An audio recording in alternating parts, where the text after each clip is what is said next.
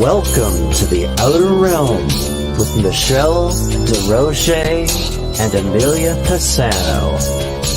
Airing live on the United Public Radio Network, 105.3 FM in New Orleans.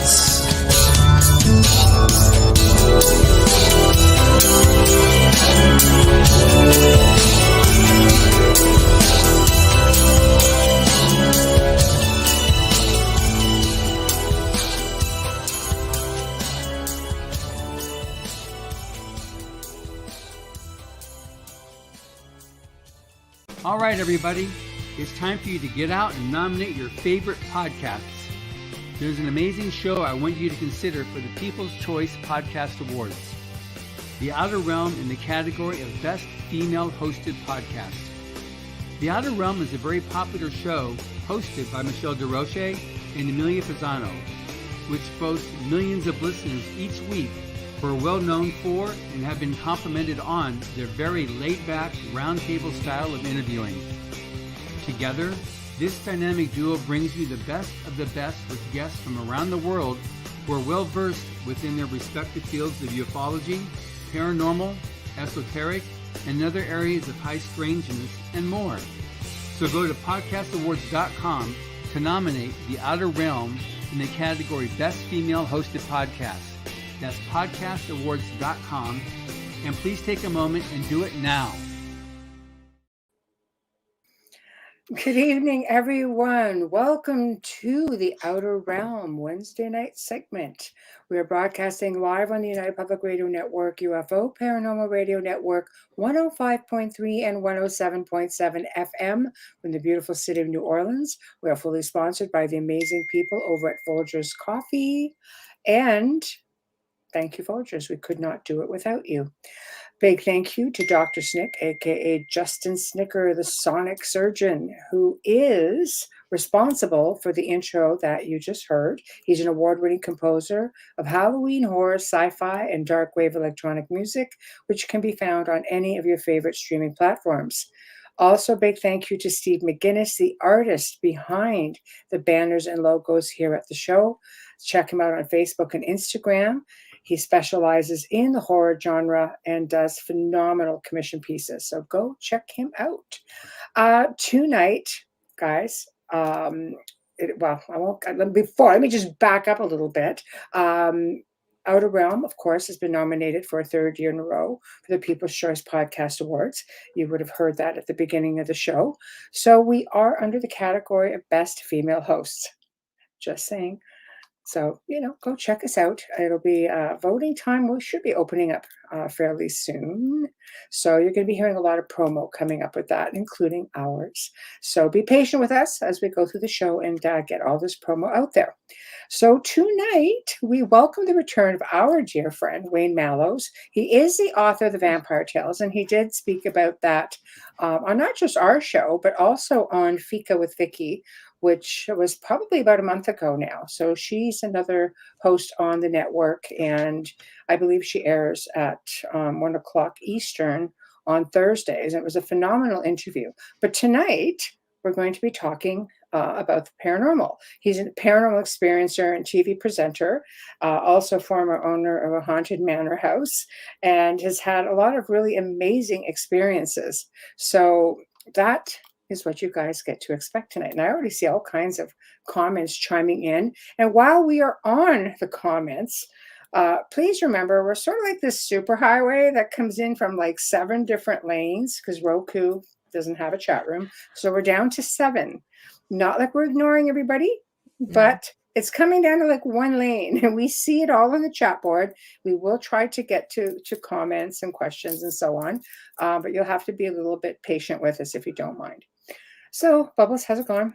Hi, I'm good. How are you? It's good. This is good. It's been one of those days. Yeah. So, Yeah. right. You don't need me to tell you. You don't need me to tell you, right? Yeah. So, but I think Wayne is having a bit of problems with his port. So I'm going. Well, we can say hi to everybody in chat. Yeah, well, yeah, we can go in. Well, we have a question for Wayne. So I know. I can't wait. So, Yeah, we will get to everybody. So, Yeah. Uh, Zach, man, that's a yeah. dad joke if I ever heard one. Zach, I What? love it. He said, "I just got in from PA and my arms are killing me." That's what's his name? Oh my god. Zach, man. The guy I don't from remember the movie. Yeah, yeah, you know what I'm talking about, right? The I comedian. know. I can't I remember his do. name. I do. Yeah. That That's was an old school, and I love it. Hi, talk about everybody. vampires. Well, we could talk about vampires. We can include just about anything, really. Yeah. So absolutely. So we're Yeah. going to bring Wayne on, and let's just see where he's at with it. No sound. Sorry, it's just me. Okay, 1 second. Yeah. I'm looking really short next to Unmute. Michelle because I'm really far. Okay. I'm waiting for my new glasses. Yay! Unmute. Unmute. Your mic's not connected, so I can't unmute you. You try and unmute. There we go. Yeah, Better. muted. Yay! Can How's you the hear us? feedback? It's good. No feedback? No. Nope. Okay, good. Because I can't, when I plug the headsets into the port, it's just like bad. That's not I got to good. tell you, he sounds better than you do. He sounds I want better to than steal I that. You do. might want to steal that headset. There's no headset. Wow. Oh. There is no headset. I know. Yeah. Okay, my mic is closer. Is this a little better? There we go. No, there's a hollowness in your sound. His sound, I guess it's the room that he's in too. Oh, yeah. Well, I'm in like this hobble of an office, and I'm still waiting to work on my lighting. And he's in his grander room, even though we're still unpacking. So we're just sort of like limited. Wayne has the good lighting. I know. I know. I'm just like I'm we're just gonna sitting in the like. sun here. It's great. I know that's well, it's a vampire thing. Maybe I don't know, but it's funny because we have people who want who are asking author questions, and we've got people who want to talk about vampire stuff, and we're sitting here thinking, okay, it's like a paranormal chat. So, you know what? Why don't we give you a little bit of time? See, paranormal discussion kind of says that at the bottom. So. Anyway, and there's Wayne's website. You guys can go read the chapter of the first chapter of all your books. Is that right? Yeah, that's right. Oh my First God, get the chapter of books, every book get is the on there. books. You can read it and see if you dig it. Yes. Like and if that. you don't, we don't know you because those I know. books are really good. I know. Hello, Okay. hello. So Yeah. why don't we just like have a quick recap from your last show? So let's talk a little bit about the Vampire Tales and your research and stuff like that. But then we're gonna kind of get into the Manor House, and we're gonna just sort of get into paranormal talk. How about that? Where do you want to start? That sounds fine. I mean, okay. When you say talk about the Vampire Tales, like there's 4 books. I'm working on 5 right now, and it's vast. So if there's like something in specific you want to know about, then let me know. Otherwise, we can fill 5 shows with me just blathering on about vampires and research. Yeah, and when were you going to tell me about 5? I did tell you about 5 the last show. Okay, You really? sure did, I yeah. don't remember what I ate for breakfast. Neither do I, so I don't hold it against you. No, we have the same memory disability. Wayne and I both have horrible memories, but yeah. Book I'm gonna write that 5. down. Book 5. I'm probably about 13,000 words into it, and it's a companion book to book number 3, which is Unnatural Selection. I haven't got there yet. Yeah. Oh, I know. I have to. Yeah, I know. I haven't picked up a book since my daughter, like everything. But anyways, that's a different story. But I'm excited to see it because, like I said to Michelle, I'm not picking up a book unless it's his. And I have a stack of books and books that get sent to me. I'm like, sorry, can't pick it up till I finish Wayne's. I'm adamant about sticking to the series because you started me in a different place. Yeah, well, you started with like book 4, which is kind of a prequel. It goes back into sort of medieval times. But right now I'm stuck doing renovations, so that's maybe this fall. Yes. I know. It's not my fault. I know. Yeah. I know. Yeah. Okay, so why don't we just recap a little bit and what prompted you to write the Vampire Tales series to begin with? It wasn't supposed to be a series, actually. It was just supposed to be a single book. Whitechapel Road was supposed to be a standalone novel. What had happened was I was asked to create a believable character, a believable vampire character for an event, like a Halloween event. And so I did. And it was it was tricky because that character had to interact with the different crowds and different people. So I had to be very thorough about creating a history backstory for this individual. I spent months on everything from the guy's name to birth dates to you name it, everything, so that when somebody comes up to you and goes, so you're a vampire. Wow, cool. How old are you? What's your name? What's your mother's name? All that stuff. I had it all. It's all there. Boom, boom, boom, boom, boom, right on the top of my head. So after the event was done, I'd written all this stuff down and I looked it over and I was like, geez, I should just write a book. It's all there. I just have to stitch it together. And so Whitechapel Road was born. And when I finished it, I wasn't even finished it. And I wrote the ending to book 2, which was Mary, Mary, Quite Contrary. I love the title. Yeah, it's very. That one got an award. That one Really got an solid, award too. actually. Yeah, I love the title. And that I wrote the ending to that, and then I built the whole story up to the ending because the ending's cataclysmic. By the time I was into like book 3, I wanted to rewrite book 1 because it was never supposed to be a series. There was a lot of little holes I wanted to fill, and now book 1 is proper. It's dated right. Everything flows and leads into the other stories properly. Mm-hmm. Right. And Cool. well, book 4 is my favorite. Yes, I know. I put your name in the front of it. It's really That's right. it's really hard to put down that book. I'm glad that you started me on 4. I'm not gonna lie, because I'm that person that wants to know everything before I get into something. So it was nice meeting all the characters. And I've said this before, you've done this so well. The way that you prepped and the way you wrote. Wayne literally sat on his porch in the winter Oh, yeah. typing to Oh. be able to feel everything that you get to feel when you read those words. It's Right. so incredibly written, and he's extremely humble. So I'm just going to brag for him. Right. It captures you and takes you back to a time. And I guarantee you will find yourself in, if not one character, maybe more than that. And you find yourself captured into an adventure, a romance, and history all at once. It's so beautifully written. I felt the chills in No, the air that's reading good, that snow scene. You did a really good job. Thanks. I mean, for me, I have Thank to write you. it from sort of a memory point of view. Like I spend hours going through dialogue and would they say that? Would they shorten it up? Would they make it longer? Is it too flowery? Is it too deep? Blah, blah, blah. And it was the same for outside. I would literally walk down a laneway in my mind dozens of times, take in every detail of it, every spider web, every drop of water. Hi, Tyler. Trying to just get the feel of it so that when I actually write it, I'm writing it from, I was there, it was raining that day, and so forth. And then it just kind of comes out, and people will write me and say, like, God, the hair stood up on my arms. I actually felt the chill when you talk about a wind blowing down the laneway and so forth. So when I wrote Dark Origins, which is book 4, it takes place in the winter, a very strange place for a vampire story to take place in winter times. But it was winter times in the Dark Ages kind of thing. And sort of, I don't put a date on it, but it's around like the late 1300s. Oh, it's fabulous. It's cold. It's miserable. It's just, you can't get away from the cold. Like in that time of year, if you're outside, you're outside. That's it. So that's what I wanted you to feel. So I took my computer outside and I thought, how long can I function outside if I'm dressed properly and on a computer? Let me tell you what, not long. It was pretty miserable.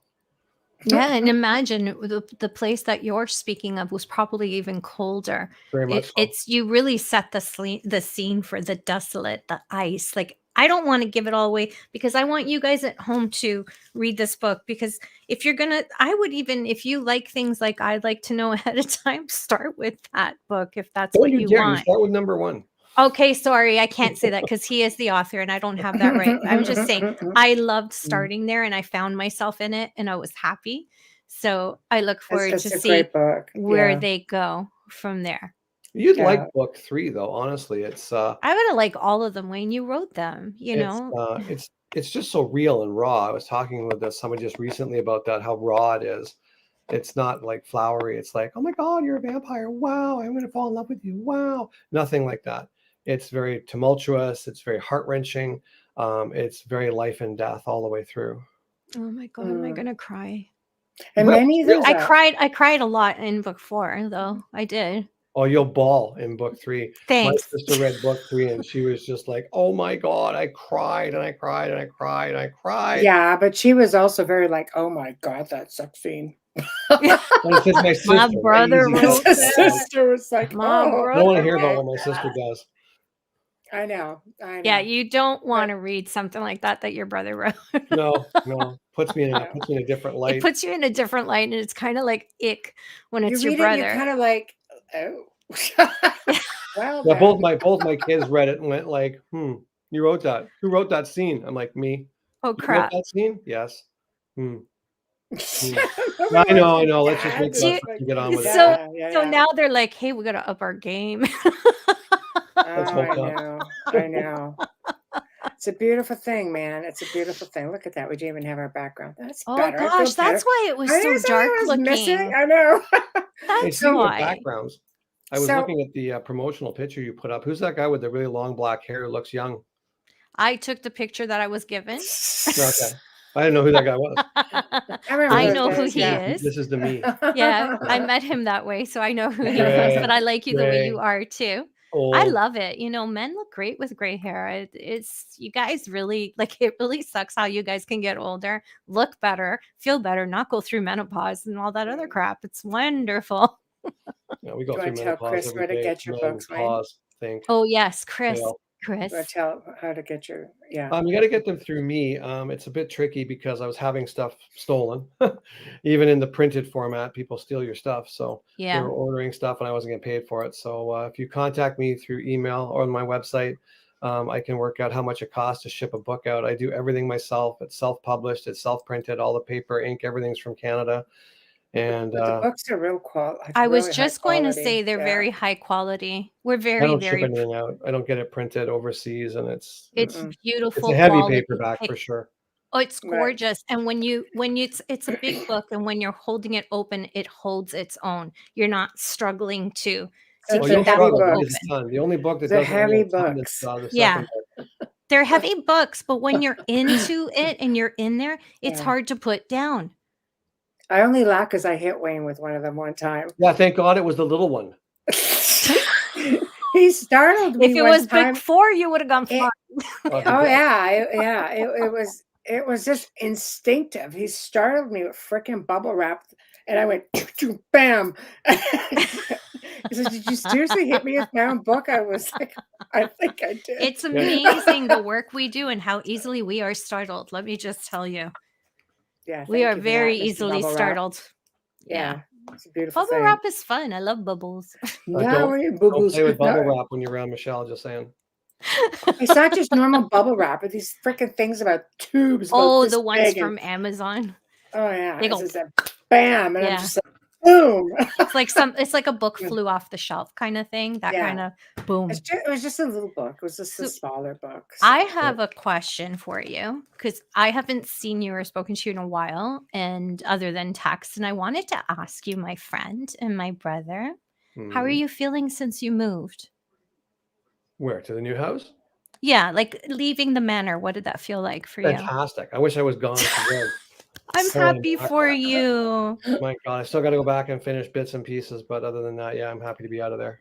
Okay, I'm I happy never for felt you. like I owned the house. The house owned me. I felt like I was It's like true. a custodian, honestly. I know, but I know how much you loved it and how, you know what I mean? Like you cherished it and you took care of it. And I always felt like, wow, it's going to be hard for him when he leaves. No. I'm happy for you. Yeah. That means I it don't was the even right have any- time. And we're going to have a I don't party. even have any pictures handy on the computer. I No. should have thought to get a bunch of pictures handy and just bring them up because we could have shared them with you now that we're not living there. And it Because changed inside when we were too, living there, so. people kept showing up at the door, and it was just really weird. Anyway, Oh, it was just I kept showing up at the door. I know. it was loud.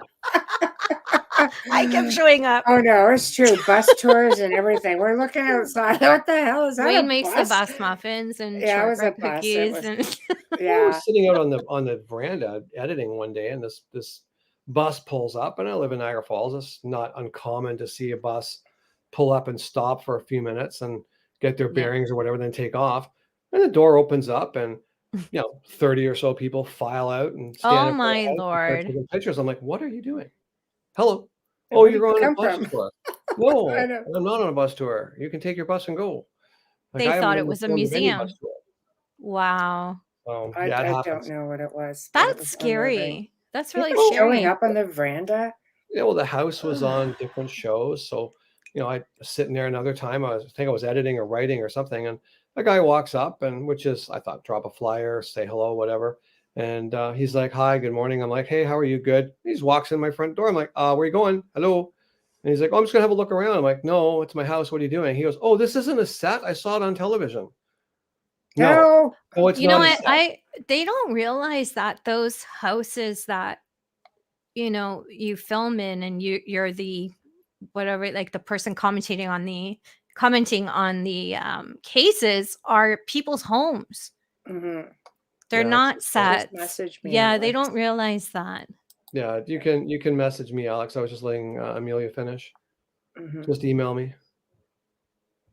Yeah. Yeah, And no, start you at should book start with book 1. one. Yeah. Start at book 1. There was a reason why I started at book 4, and when you get there, I'll tell you when you're done. No, you can tell him now. The other book wasn't finished yet. I had to rewrite it. No, that's not what I was even I would thinking of. not let you. I I would don't wanna not let give the you have the storyline first book. away. I don't wanna give the storyline away. That's not what I wasn't even thinking about that. I still have the other one. See, I have Melissa's both. been to the house, so she knows. Yes, yes, Melissa, the house Yes. is a In beauty, not fact, surprised. Melissa's Melissa one was of the there last early people days. who got to visit at the house. So she saw the renos. Yeah. She saw everything. I'm Yeah. so glad I Michelle, she was didn't. there in the early days, right? She came with the first Early investigation with the days. team, right? Yeah. And Yeah. she was one of her and Audie were our 2 last guests in. That's good because you guys got to experience it at the very, very beginning and at the very, very Well, end Wayne especially. of So why their why don't we start at the beginning yeah. with the house when because you were bound and determined to have this house no matter what. That was an idiot. But you knew it was haunted when you saw it. So why don't we start there? Basically, getting into the paranormal discussion, we'll Sorry. bounce around a little bit because we know we have a lot of people who want to, talk about, the books and stuff too.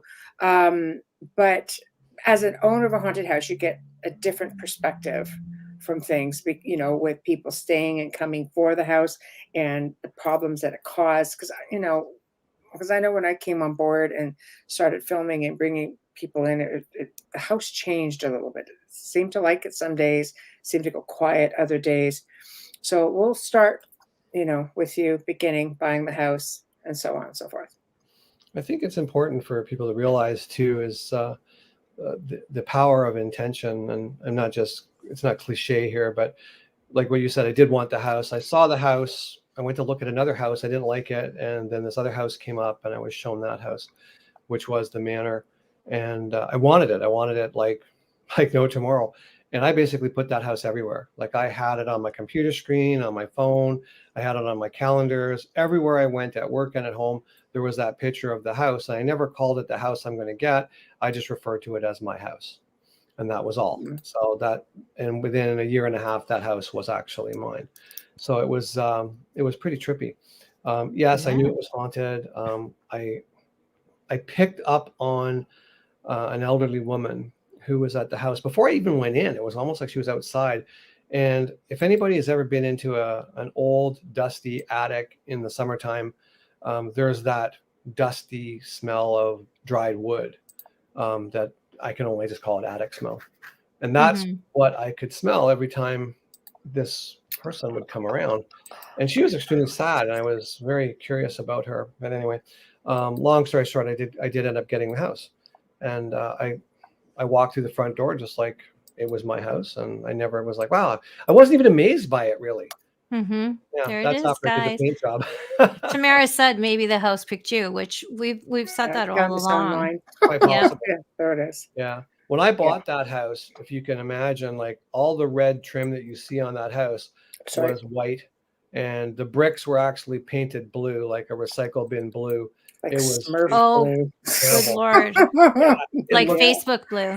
Yeah, it looked like the Smurfs met the Addams Family. It was brutal. Just brutal. It was bad. So that was the start of the horrible. It was so not of the period. It was so wrong in so many ways and disrespectful to the home, I think. It was brutal. Okay. It looked like something you'd see at Disney, but it wasn't cool. That's terrible. Yeah. Okay, Even the let's Haunted see. Mansion of Disney is cooler looking than blue Oh yeah, and white. it was all blue. It was blue and white and trimmed Yeah, in that's yellow. too. It was Oh, horrible. good That's horrible. Lord.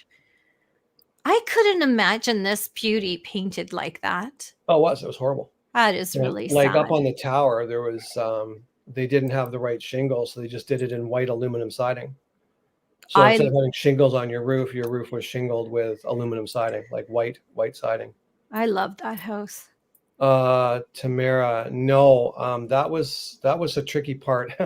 We approached a few people about doing it, and we were stopped by the historical society, and for good reason. I've butted heads with them plenty of times, but this time they actually had grounds. The brick at that time period was so soft, and so was the mortar. If we'd sandblasted that, we would have just gouged it all out. Even water blasting wasn't a possibility. No. So what we did was we repaired everything that was painted, and the first coats of paint on that were actually tan. It wasn't whitewashed. So we repaired all that. We had a company come in, and they literally painted the whole house a dark gray, everything, and then they painted the bricks one at a time. Yeah, they had to neutralize everything, Yeah. right? So Yeah. everything was neutralized, and then Yeah. it was painted red brick. Then we went over it with dry brush black, dry brush orange, and then we clear coated it with a soot color to give it the aged look. That's what you see there today. Gorgeous. 54,000 bricks, folks. It's stunning in the winter as much as it is in the summer. Oh, It's I just so got the beautiful in the album up. winter. Did you find a winter Okay. photo? Well, right now I found the house album, and this is from when we both lived there and when we were filming there. I'm going to see if I can bring it up. Hold on. I will show a few pictures. I don't think I could show them all. So 1 minute here. Oh, there's so many nice pictures. Oh, it was so stunning honestly. inside too. I think Okay. for like the first paranormal experience, like full on, I had was very subtle. Way back when a psychic person I was talking to told me that there's something in the house that's a treasure, but she said it could be a little boy's toy truck lost in the basement. It's a treasure to him, so it may not be a financial thing. And the first month I was there, I was painting. I was up on a ladder. I was 14 or 15 feet up, and I was just kind of painting and daydreaming about what was going on. And a voice came to me inside. I said to myself, I wonder what that treasure was. And literally in my right ear, a voice, like a sort of English Irish voice, said, "The house is the treasure." And it was so realistic. Oh, I And love actually that. turned to my right to see who had spoken to me, Yeah, and I love realized that the how high house up is I the was. And like treasure. that could not have any way been I'll leave it like anything this. but a spectral being. This is You- just, some of the That's a pictures. beautiful thing to say. The house is the treasure. The house is the treasure. I love that. I love that. I'm Yeah, gonna it's hard to head see down. them. They're all just tiny little things on our screen. Oh, are Yeah. they really? Yeah, because Oh, you they're forget small. you have this big screen in front of you. The rest of us have laptops and Yeah, cell it phones. is. It is really difficult, but I can't. Every time I try to open one, it's a little bit of a pain to get back. But let me Yeah. just try to select some of the pictures. Like this was part of our medieval room, and this, of course, is where. I love that. Well, let's see here. Is this an arrow? No, it isn't. Oh, where is it? No, I thought we had an arrow. Okay. iPhone here. So Tamara's got thumbnails, literally. On her I know. phone if she's I looking know. at- Sorry, Yeah, it's guys. hard. Sorry, It's hard. guys. It's okay. I can see it now. Like when you pull out one at a time. Oh man, I do miss the house. Yeah, I mean, I there do. was a lot of That I picture haven't right been there. there in Stop. 3 years. Like, I was going to well, say 2 stop years. for a minute. For Mhm. people that are looking at that picture, what you don't realize is the original house, that's the end of the house where that fireplace is and those bookshelves are, that's the back of the house. And that was the kitchen. Mm, So that where the fireplace was actually where the old wood stove was. And when we gutted that room to protect it all, we found all the original piping, all the pulleys and chains in the basement that used to run the coal-fired furnace and everything. So then the kitchen moved to the back of the house.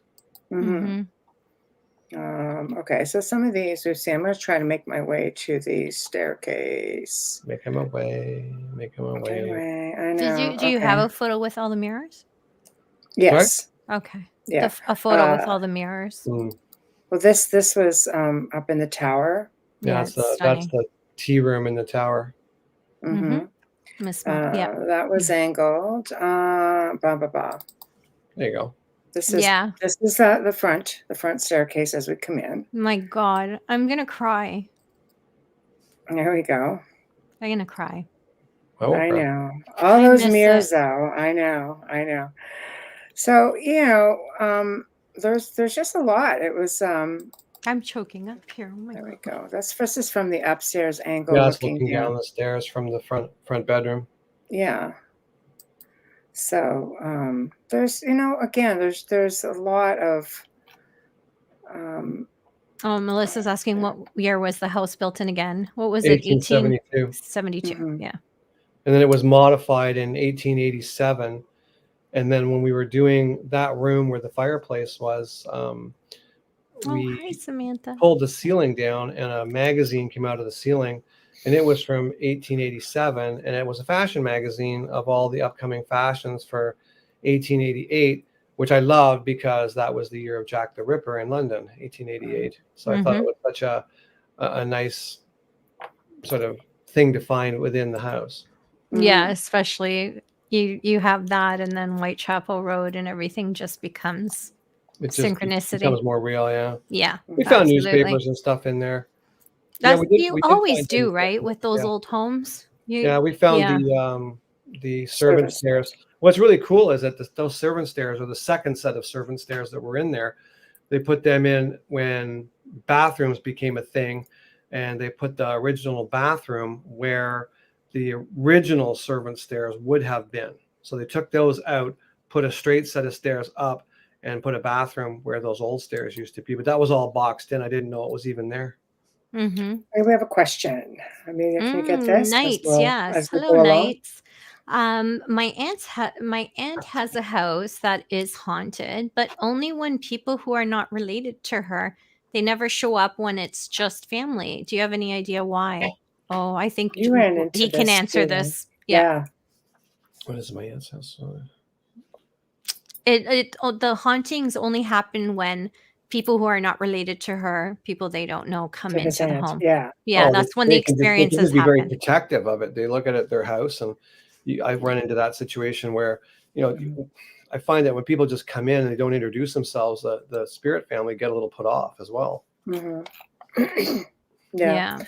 I agree. There were times, mind you, no matter where I worked or location I represented, Casa Loma was a big one. And in the manor, whenever we would have people come to film, we would always explain, even just to stay or investigate, we always explained to the spirits what was happening. And we would say, okay, this is what's going on. We're either filming or we have guests. They're coming to see you. Participate if you want. If you don't want to, that's okay too. It's really no big deal. And boy, there were times where they really showed off, and there were other times where they were completely quiet. Maybe it was just had to do with the people.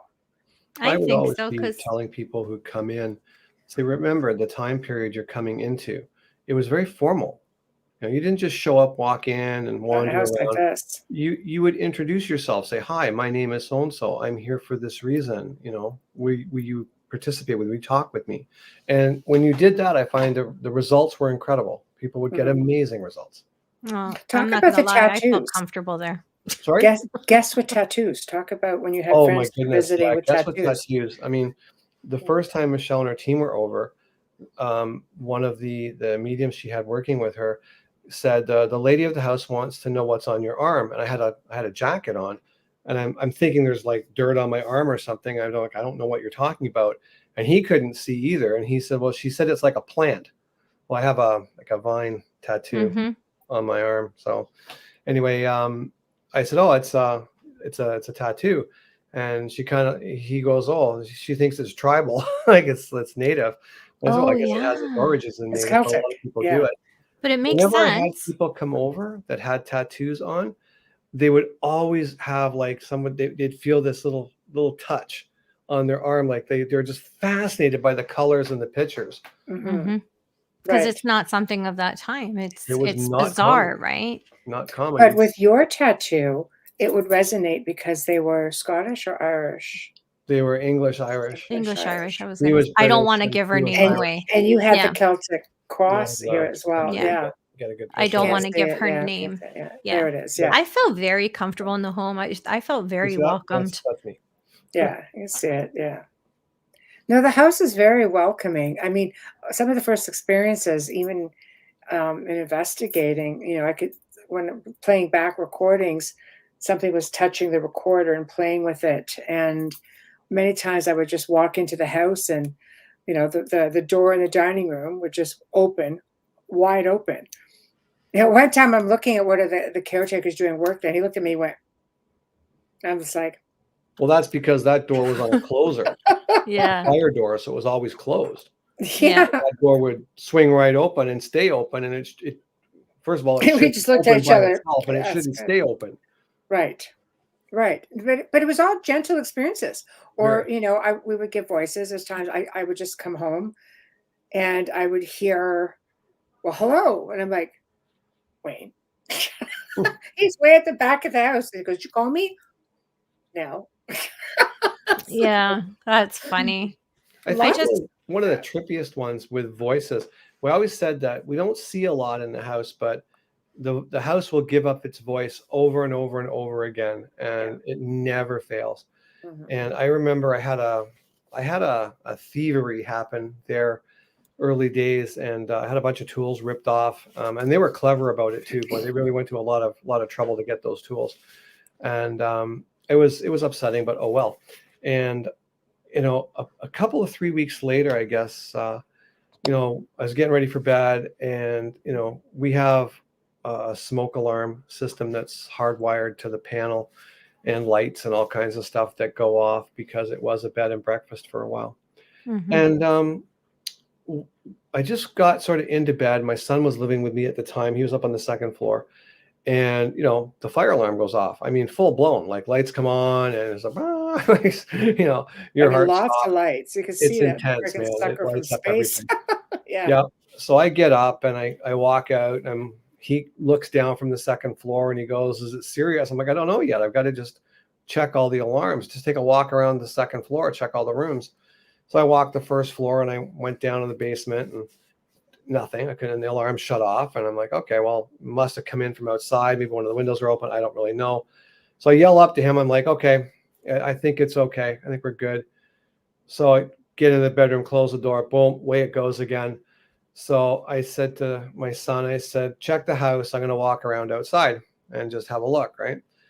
So he's walking through the house. I'm walking around the house, and I come in through the front door, and I hear him say, "Hey, Dad," just like that. And I said, "Yeah, did you find something?" And it didn't clue into me right away, and he didn't answer. So I'm walking through the house towards the kitchen, and I'm like, "What did you find? What did you find?" And he comes in from the back room, and he goes, "What do you want?" And I said, "Well, I'm answering you. You called me." He said, "I never called you. I'm just answering you. You called me." And I said, I never called you." And he goes, "Yeah, you said, 'Hey, Steven.'" And I'm just like, "I never call you Steven. I call you Steve." And then it twigged. He goes, I go to myself, he never, ever calls me Dad. He would always call, "Hey, yo." Hey, yo. Right? Even on my birthday card, it'd be the "Happy birthday, yo." Yo. Right? That's just him. It Yeah. became a funny It's little true. thing. He still Yeah. does it. Yeah. And I realized at that point, the spirits were probably trying to get our attention back and forth to communicate. And he said to me, he goes, "Is this one of these really weird, paranormal, freaky things that's going on?" And I'm like, "I'm thinking maybe it is." He goes, "What do you think it is?" I'm like, "I'm more interested in what you think it is. Why don't you Mhm. tell me what you think it is? What's your first thought?" He goes, "I think that somebody may have been snooping around the house again to try to pick up new tools because you just got your tools replaced. And the spirit people are setting off the alarms to make you aware and to frighten away whoever is outside." And I'll tell you something, those alarms never went off that night again, and they never went off again, ever. Mm-hmm. So that was wild. That was impressive. Mm-hmm. Wow. Can No. I just address Chris for a second? Yeah. Thank Let me you. put it up. Chris Let me put it Chris up. says tattoos have been around since Neolithic times. Not always popular, but tats are not new. True. It's fair But not new. this family was high society, Chris, and immigrants, and it just wouldn't have fit in to Not to that realize time. that. She No, wouldn't have known they're very what that was. prominent in the city. They were Yeah. business owners. This house was built for her to entertain in. It goes That's to show why, you yeah. the money was there for her to have a home to entertain and have garden parties, and It was just one tattoos of were the not a many. part of the world for the most part. Unless you No, were no, strong arm. not You know. yeah, but that wasn't something that someone of that society would have known about or seen. May have heard of, but to Mm, see Wayne's would have been like, what is that? What's that mm, painting on your arm, you know? So, right. When my yeah. friend Don comes over, who's got arm sleeves and across his chest, and he's gigantic, and he big guy, and he's sitting on the couch, and he's like, "Oh," like, what touched me? I'm just like, "Oh, we like your artwork. Relax, it's all good." It's so funny. Some of the Mhm. biggest people could be so yeah, Yeah, it's it was pretty so funny funny. because you're always afraid of what you can't see. But I think what we're failing to say we talk about the welcoming feeling there, but there truly is there was a life to that home, and there was a lot of love in there as well, Mhm. especially if you were respectful. I'm Okay. saying you probably could get a reaction because of the tattoos. She was also very interested in people from Ireland. Anybody that came from Ireland who had a Celtic cross or some kind of Celtic necklace or Celtic rings, she was always very close to those people. And I've got numerous feedback from people at breakfast time who I didn't know were Irish or had Yeah. any kind of Irish jewelry on them. And they said, "Oh my God, I felt this perfume, this rose perfume in the bathroom this morning. And it followed me all through the house." And that would be Margaret. Yep. Rose or lemon. And it was Mhm. Rose with her, 100%. Yeah. Mhm. Yeah. So tell us about some of the other personal experiences that you shared. For the most part, they were pretty Benign. benevolent, right? Oh yeah, they're pretty. Most of the time, they're pretty good. But you The had some pretty scary moments as well, I had funny, scary ones, and I had a really scary one. Like really, really, man, oh man, right? that opened my eyes. Um, Yeah. I Which one guess do you it's want to start with? um, probably the scary one because then we finish up on a lighter note. Well, Uh, you guys will have seen this segment on Paranormal Survivor season 3. So go Still ahead. playing. Yeah. So go ahead, yeah, tell the Have story. it. Okay. Yeah. you don't Right. recognize me because I don't have my bandana on, Your black right? wig. Black wig with a bandana on. I'm famous for my Holding up the bandana. wig. I Are we know. talking the reenactment actor? Yeah, the reenactment. Yeah, Yeah, because the I love person mine. played me. Yeah, I just love mine. Looks Michelle nothing like runs me, around with but a little okay. with purple hair, and I have a I got one bandana. little So it's red. pretty I got cool. one little purple strand. She was Oh, I delightful. call her Everybody was TV pretty hard Amelia. on her. Yeah. Yeah, I call her people were TV pretty Amelia, and hard I'm on real her. Amelia. TV Oh, that's Yeah. all Amelia. right. Real Amelia. But Yeah. for that experience started really subtle, and for me, it didn't register. It just didn't register at all that there was anything wrong. It was going into November, and the house was cool, but that's normal, you know.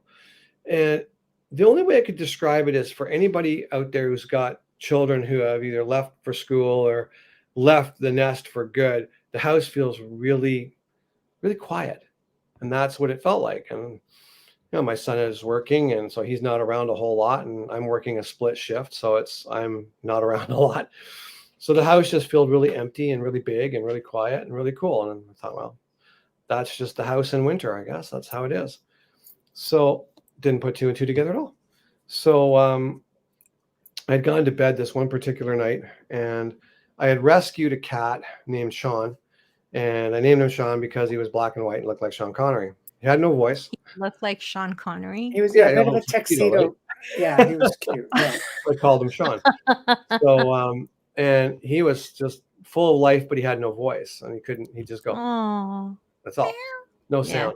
Oh. So I woke up this one middle of the night, and it was funny because I used to watch these paranormal shows. They'd be like in a dark basement. They'd be like, yeah, it was no lights, and I saw this dark shadow in a dark room, and I'm like, I call false on that, because how can you see dark within dark? Well, I had that corrected pretty hard and fast that morning. So it was probably 3-ish, 3:30, somewhere in that range. And I woke up to an odd sound, and I didn't know what it was. And I'm laying there trying to figure out what it is, because I don't spook easy. I really don't. You can make me jump, but I don't spook easy. So I'm laying there trying to think what it is, and I realize it's my cat. and he's on the bed, and he's meowing and like hissing and screaming with no voice. I'm like, wow, that's crazy. How's a cat doing that? Right? He's freaked out. And I realized at that point I can't move. So my mind is like, oh, I've got. So it's like sleep paralysis. I got like, that's exactly what went through my mind. Right. I got sleep paralysis. The cat woke me up too sudden, and now my body's not responding. Right. So I'm like, okay, give it a second. It'll pass. It'll pass. It'll pass. Yeah. What is he looking at anyway? You know, so I'm looking. He's on my right side, and he's looking across my chest. So I kind of look over to what he's looking at, and sure enough, isn't there like this gigantic black shadow standing in the corner of my otherwise black room? And I'm just like, oh. Now the manor's got 10-foot ceilings on the first floor, and this thing filled that entire corner from bottom to top. So now I'm just like, wow, I've got to get up and deal with this. And I still couldn't move. And that's when I realized I also can't take a breath. So I am quickly running out of air and getting a little bit of a panic going. So I finally was able to sort of push through it, and using expletives I can't use here, cursed it off, and I was able to sit up and catch my breath. So I got out of bed and opened the bedroom door, and the cat's like, gone, you know, out the door and down the hallway to the kitchen. And I walked down to the kitchen and tried to calm him down. And he's like looking between my legs and looking behind me and trying to look around me. He's just baring his teeth and hissing, and he's like backs up. So I'm like, okay, so go in and try to deal with this. As you know, Michelle's always said, don't challenge it, but don't get pushed around. So I'm like, all right. Finding that balance in that moment is scary. You know, so here I go. So I go back in there, and the room is normal. It's cool, but it's like not from the movie. You don't see your breath. There's nothing like that. There's no weird smells. You know, so I walk in, I'm just sort of going like, this is my space. Whatever you are, you're not welcome. I didn't invite you. Get out, you know, and so forth. And I'm walking around, and so my bed has like a big canopy on it and a top that goes up almost to the roof, right? So I walk around the bed, and on the ceiling in the corners are crown molding. They're pretty substantial crown molding. As I walk around the corner of the bed, like something catches my eye. So I look up at the crown molding, and for a split second, it looked like one of those gigantic moths that you see sometimes in Niagara. I can't remember the name of them, but they're fairly big. And it was just like, it kind of did that, right? And I'm like, oh. So I looked up, and maybe that's what I saw. And as I focused on it, if you can picture the size of a grapefruit, you know, there were actually two of those, and they were like orange, and they had like the little black slits in them, and then they blinked really slowly at me, and I was like, oh, you know, and then the fear went through me, because now it's just like, I can see eyes that are looking back at me, and I am like wide awake. I am not sleepwalking. I am like wide awake. The cat's flipping, and I looked at that, and the shudder went through, and I was like, "Get out!" I just screamed at the top of my lungs, you know, and it was like, boop, gone, right? And that was that. And I grabbed the cat. I grabbed my phone, and I sat in the parlor, plopped him on my legs. He was shaking. Oh yeah. And, so I grabbed my phone, and Michelle's always said to me, she goes, "If you ever run into a problem at the house, I am on 24/7 for my clients. Just don't worry about waking me up. Just fire a text off. I'll get back to you." So I'm just like, you have to help me because shit's got real, you know, and it's nothing. Funny now. I'm sure it wasn't Nothing. fun. I'm just like, hello, need help. Bad things at the house. Nothing. Screw it. I'm going to call you. Hate to wake you up, but I'm calling you. Hi, you've reached Michelle. Nothing came through. A detailed message, and I'll get back to you as soon as possible. Boop. So yeah, so that was me from probably 4 o'clock in the morning until about 7, and the sun was starting to come up, and then all of a sudden, like I get this text. She goes, "Oh my God! Like I've got like 9 texts from you and 4 phone calls. Are you okay?" Yes, we're okay. But they all came in the morning. Goes, I'm going to check in on you, and I'm going to grab my stuff, and I'm going to head over, which she did. And she showed up, and she had a walk through, and whatever it was gone. And but she made sure it wasn't coming back. But that was my first real like in my face nasty thing. Man, not fun. Yeah. I don't recommend it. Oh, I'm grateful I've never experienced that, because I mean I've heard you tell this story, and it gets me every single time. It doesn't get less as you tell it over the years. It still affects me the same way, and I can still see it in you. It's intense. You know, it never happened again? gives me the goosies. Nothing like that's ever happened to me like that. Nothing like See that. how frustrating and But how there have been easily. times where you've worked with me, Mhm. and there have been a couple of occasions where I brought you on, a walkabout to a client's place. Do you remember the one in Toronto? Everything that happened, Yeah. not when we filmed, but the people that we were helping. Oh, I know the one you And, mean. and I was having things going on. You were having things going on. Yeah. Do you remember that? The Yeah, knocks. that was wild. It was That's it was pretty wild. it was a knocker. That's the Yeah. thing that, we went down to this place and checked it out, and she was losing her mind, and understandably so. There was a lot of history in that place, a lot. It was a newer place too, but we think Mm. the newer place was built on top of an older place that may have burned down, because we could always smell fire. But that one night after that first preliminary investigation, I was getting ready for bed, and out in the hallway, I could hear like the on the wall. And I was just kind of like, oh man, you're silly. So I text Michelle and I said, got a visitor. And she's like, who is it? I'm like, knock 3 times. And she's like, okay, I'll check it out. So next thing, it's behind the headboard. And I'm just like, oh boy, here we go. I hate those. So I Yeah. messaged her again. It's in the bedroom now, behind the headboard. I might want to speed it up a notch. So anyway, it was, she messaged me back and she goes, yeah, it was something there and it's gone now. I'm going to send some family members by. How does the place feel now? I'm like, fantastic. Amazing. Mhm. No problems at all. So, Yeah. But But also, a lot of times they come to push their weight around too, right?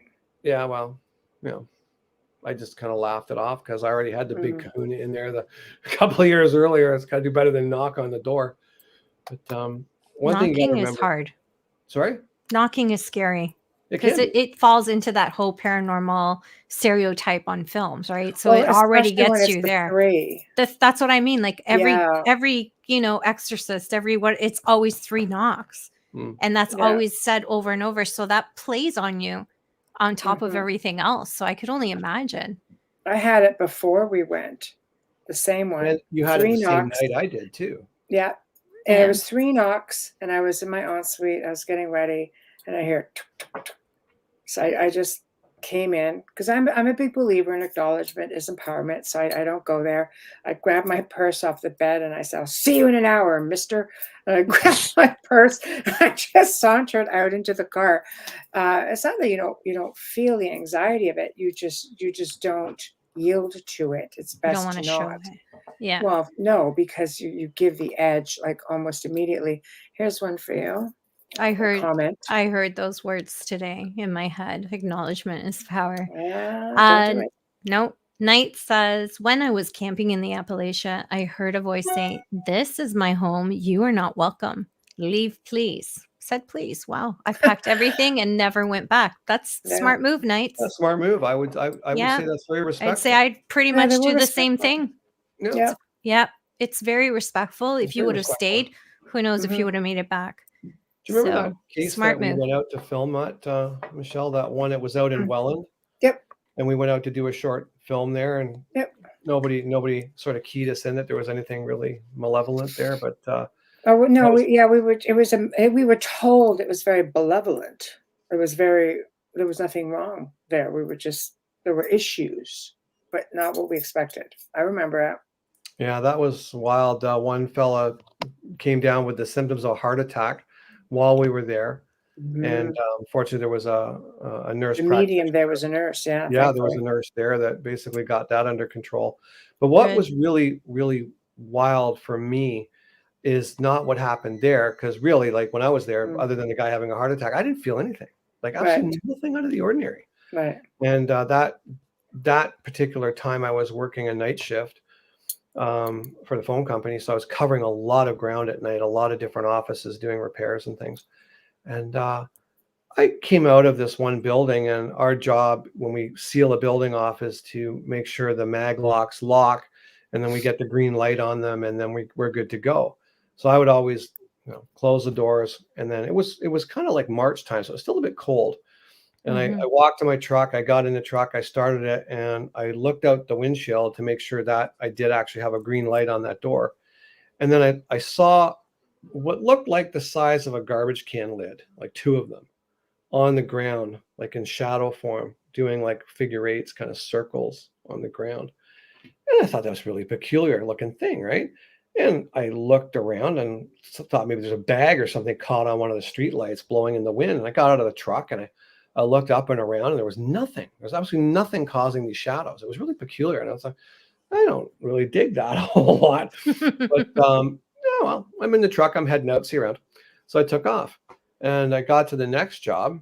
And these are big empty buildings full of switches and mechanical stuff. And I would look through the racks of wiring and I could see somebody go by, which is not uncommon. So I just, hello, the usual, nothing. So I get up and I walk down to the card reader to see who has come in the building, because we have cleaning staff, all kinds of stuff. And it only showed me in the building. So I'm like, okay, so then it's just, I'm tired. And it just, the lighting seemed dimmer than normal. The room seemed colder than normal. I was irritated. Every time I drop my pliers or something, I'm just like, God, I'm just so stupid. What the hell's wrong with me tonight?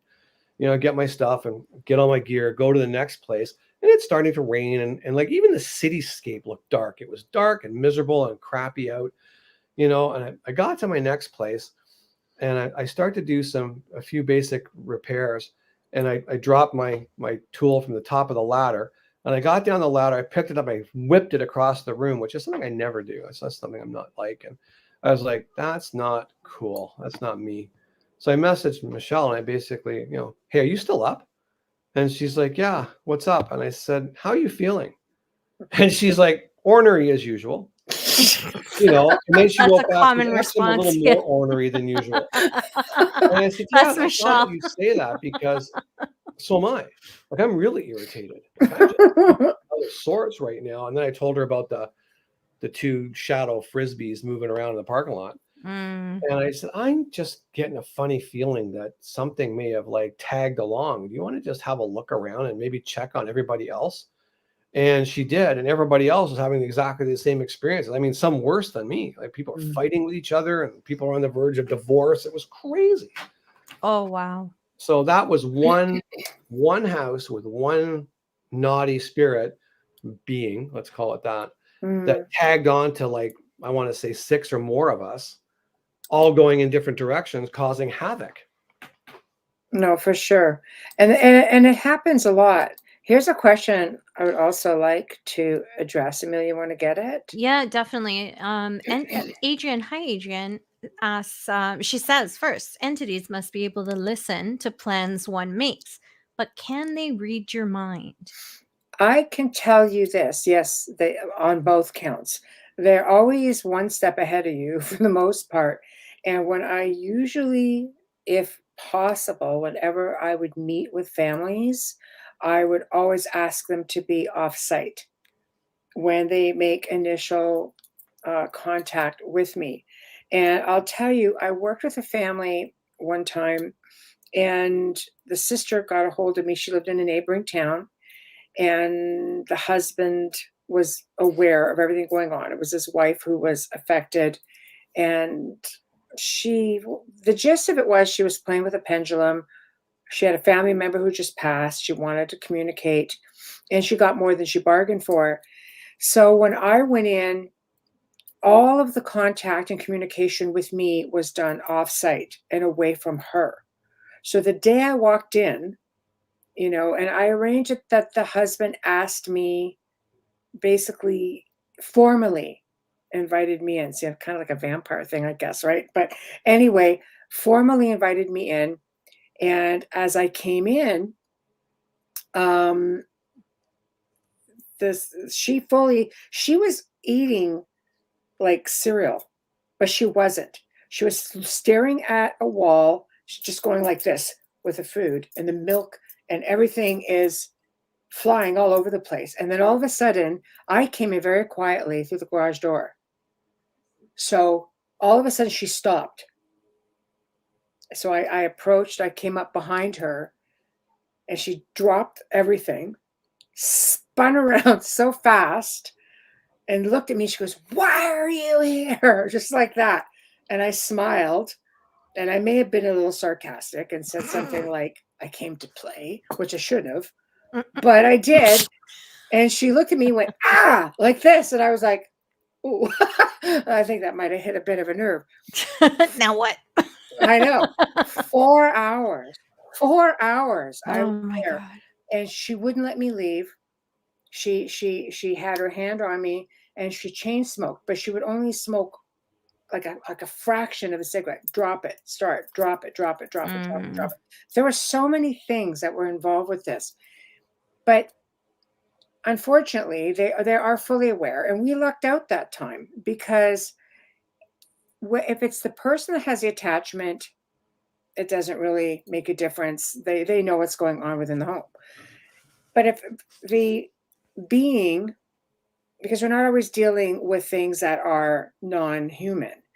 If there's a malevolent spirit in the home and he's in the home, then you can get away with doing a lot of things that, you couldn't with an entity, so to speak. So that was interesting. Scary. Okay. Yeah. Chris says, of course, spirits, good or bad, could read your mind. They are not bound by time or space because they are outside of physical reality. Agreed. And Knights Knight says, when my dad was passing, a shadow man would show up in my bedroom. And when my grandmother was passing, there was a shadow person with a top hat in her hallway. Interesting. That is very interesting. I read that twice because you kind of spooked me. The manor had a lot of shadows too, didn't it, Wayne? Yeah, a fair bit. A fair number of shadow beings moving around the place. But even a white shadow. Tell us about that, because I've never really experienced many of those personally. Had orbs and rods, all kinds of different things. I think the one that sticks out in my mind is, again, with my son, who was with me. And we were just sitting in the parlor chatting one night. And it was late. It was probably 1:30, maybe 2 a.m. And we were just jamming about stuff. I think we were talking about the books and how I was going to end one of them. And I had this, like, behind me, there's this big colossal mirror that went across the wall behind the couch. And I could see him sort of, when someone's looking at you and then they kind of look off. What was it, a bird? Would you see a mouse? It's like, and he looked off at the mirror for a second and he kind of pulled his head back a bit. And then I watched him kind of do one of those to see what was causing the reflection in the mirror. And later on, he told me he didn't see anything, but he brought his attention back to the mirror and he just did that whole, that startled me so much, as him like doing the big inhale scream kind of thing. And he bolted. And this guy was like 23 at the time. It's not like he's an 8-year-old.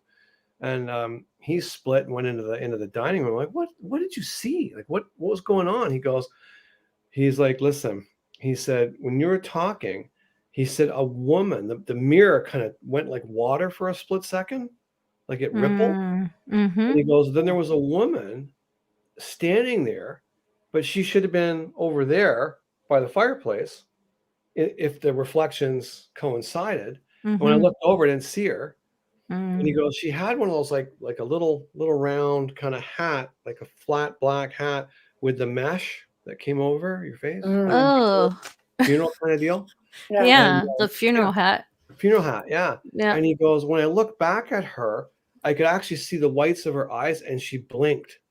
And he goes, that's when I flipped, because I realized it's not just a vision that I'm seeing in my head. It's actually happening. It's conscious, yeah. Yeah, and then it sounds like a portal. The Ripley thing happened as he was running out of the room. And that was that. So that was something else altogether different. I mean, the previous owner had a cleaning lady come in, and she said she would go up the stairs and there would be like a woman coming around the corner in a long black dress. I saw that woman. It was gone. Sorry? I saw that woman in your house. So did Melissa, I think. She saw the woman coming down the stairs with a big black funeral hat coming down the stairs. This was up in the main red bedroom, because I was showing a film crew around and I caught her walking in that room, walking from one side to the other. So from the left corner, and she walked towards, let's say, the bathroom. and I could see this gown just flowing. I was like, Yeah. it was like daytime. And I'm like, what? I'm Yeah, pretty it's sure a I little just saw too that. clear. Yeah, Oh, it was really a clear. It little was too just, clear.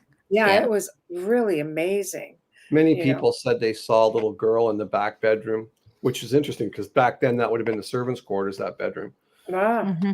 right. Lots of people report little girl, and people get their hand, like she'll take hold of your Touch. hand and kind of try to lead you around the house to give you a Right little. off, right off the edge of the back No, no, window. no, not that kind of spirit. I'm No, kidding. very, I'm very kidding. gentle, Yeah. Yes, very gentle. I'm kidding. I'm kidding.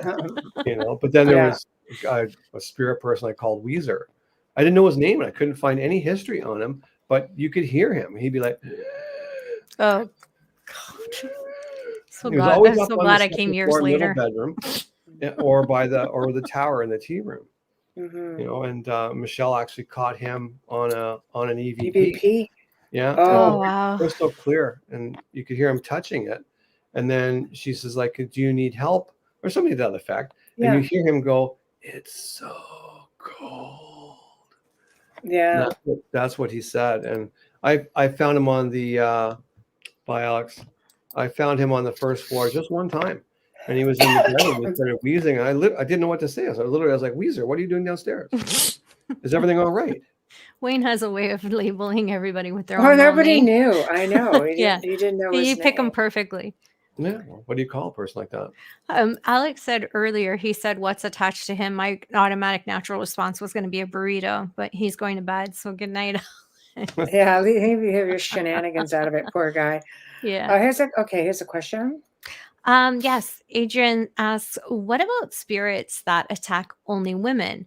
For Mhm. example, would you preferably send a dominant male to deal with this No, spirit? not me. Not me. Never have. I've tackled them all by myself, and I've run into a few at different with different families I've worked with, where women were sexually assaulted, where they were pushed, and I'm highly aggressive, so I go in and I'm always very happy to deal with these spirits and pop them out. Yeah. Pop I them. would send Michelle. Michelle, do you remember that one? I'm I going to be would. really vague on this because I can't really remember it myself.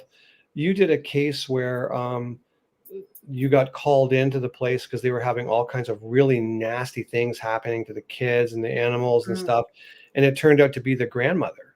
Oh, It was actually a demon that ratted her out.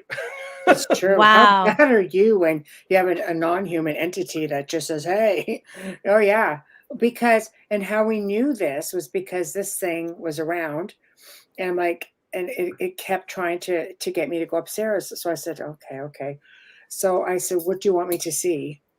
And I followed this thing, and all of a sudden it opened this door. This door opened wide open, and the homeowner's going, that was my mother's room, and she passed away in it. I'm going, ah. So she was ornery, and we popped her out. But she truly believed she should outlive her children, and she just hated her. I mean, her Didn't that husband, one her make, kids. one of the shows? No, never. No, that one was one that they saw me on TV. Mhm. This going back, this really early days, and they said I came in the very first email I got, and I think it was like breakfast television. It was something. This Oh, wasn't a way, way big show. back. Oh, way back, yeah. Because I And saw a story like that. Sorry to interrupt you. Yes. oh yeah, no. It was covered actually on a program, but none of the Mhm. ones that you know now. And the family participated in it, and Really? it was really extraordinary. Like they really, really went leaps and bounds, and it shows you how a family or individuals can take control of their space, And once mom was gone, even Buddy settled down. So it's like everything. See Oh, I was that? like, It that's a human spirit. that's a story that sticks with you because I remember seeing it on television, but I wasn't sure if you were a part of it or not. I'm Yeah, just as you're yeah, saying it, like I'm yeah. seeing it in front of me. Oh, That was one of the scariest stories I have ever heard, because oh, that's I'll not tell you the something whole normal. story sometime. I'm not at liberty to give the whole story now. Yeah. But at the time, it was great because there was even a psychologist who was part of this documentary. It was Wow. really well done, and he basically just said, "Yeah, I believe that there's a need for everything."